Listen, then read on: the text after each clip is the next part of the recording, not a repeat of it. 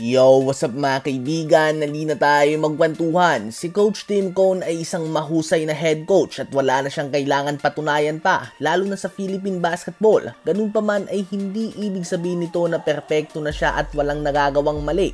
Isang madalas na criticism ng mga fans sa kanya ay ang short rotation niya. Madalas 7 to 9 players na nga ang kanyang ginagamit at muntik na natin itong makita kanina. Ganun pa man dahil sa early foul trouble nila Chris Newsome, AJ Edu at Justin Brownlee ay napilitan si Coach Tim Cone na humugot sa kanyang bench. Si KQ ay sa second half lamang naglaro at nagtala lang solid 17 points, 4 rebounds and 2 assists on 6 of 10 shooting sa field. Siya nga ang best performing player kanina sa Gilas dahil sa kanyang efficiency sa konting minuto. Nabigyan lang nga siya ng pagkakataon dahil na foul trouble si Brownlee. Kung hindi nga ay malamang uminit ang kanyang puwet sa bench at uminit ang kanyang kamay sa kakapalakpak. Isa nga ito sa kapintasan kay Coach Tim Cone mga kaibigan.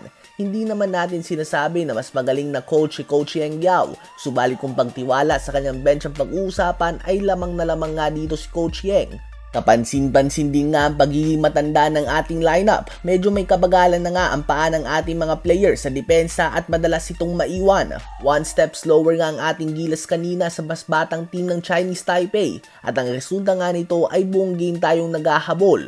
Hindi na tayo nakarecover pa matapos ang bad start at kudos nga sa Chinese Taipei na dati ay halos pwede na nating ilista ang panalo kapag sila ang kalaban. Subalit ngayon ay 2 beses na nila tayong tinalo. Baka hindi lang nga Japan ang iniwan ng Gilas bagkus pati na din ang Chinese Taipei. Ano ba masasabi nyo tungkol dito? Habang si Kevin Love naman mga kaibigan ay gusto nang umalis sa Utah Jazz kahit na hindi pa ito naglalaro dito. Naging parte nga siya ng John Collins and Norman Powell trade bilang salary filler o pangompleto lang para tumugma ang mga sahod. Kaso nga lang ay bubagsak siya sa team ng Utah Jazz na posibleng ang tanging team sa Western Conference ngayon na hindi inaasahan na may kakayahan na pumasok sa playoffs. Dahil isa nga silang team na gusto pa din na magpatalo next season upang masulit nila ang kanilang mga draft picks. Kaya naman ang 36-year-old Kevin Love ay ayaw nga masayang ang taon sa team na ito na wala naman planong magkampiyon. Noon pa man ay lumabas na nga ang mga reports sa gusto ni Kevin Love na maglaro para sa big market team.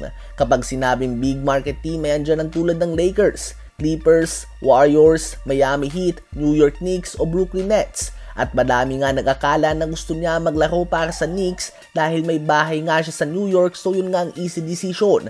Ganun pa man ayon sa balita ni Brett Siegel ng The Athletic ay nais siyang maglaro para sa Lakers o kaya naman sa Clippers. Gusto niya nga na mapadpad sa Los Angeles. Hindi nga malayo sa katotohanan na ang dahilan kung bakit gusto niyang mapunta dito in the first place ay para ma-set up ang kanyang buhay matapos ang basketball, ang mga brand deals, collaboration sa mga content creators at pagpapalaganap ng kanyang social media presence. Madami ngang oportunidad sa LA na pwede niyang i-explore kapag tapos na siya sa basketball na alam naman nating lahat na nalalapit na.